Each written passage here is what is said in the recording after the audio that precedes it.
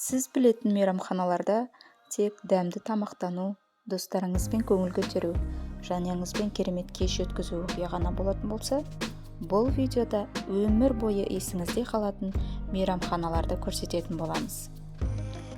Ендеше жақсылап жайғасып алыңыз, әлемдегі таңғажайып мейрамханалар тізбегін бірге тамашалайық. Аспанда тамақтануға қалай қарайсыз?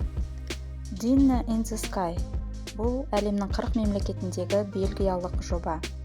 Мейрамхана ерекшелігі сізді 50 метр биіктікке көтеріп, арнайы алаңда тамақтандырады. Сопақ үстелге 22 адам сияды. Үстел ортасында аспаз, даяшы мен фотографқа бос орындар бар.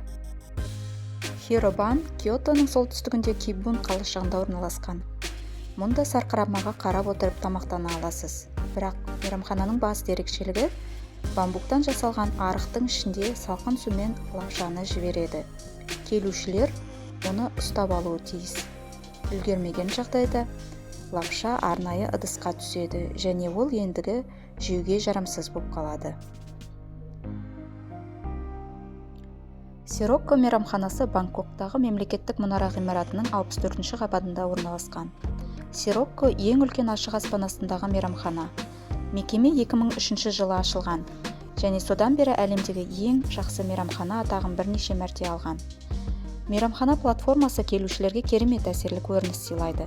Көпшілік мұнда кешкі уақытта қаланың жарықтарын тамашалауға жиналады. Бұл жерде Голливуд киносы «Мальчишник в Вегас'ның екінші бөлімі түсірілген, естеріңізде болар. Су астында тамақтануға қалай қарайсыз?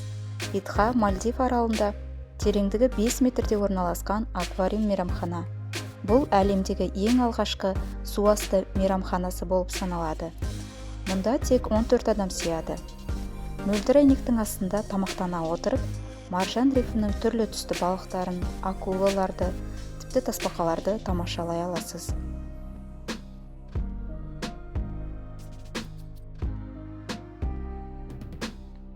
Норвегиядағы Ундер мейрамханасы әлемдегі ең үлкен су асты мейрамханасы екен.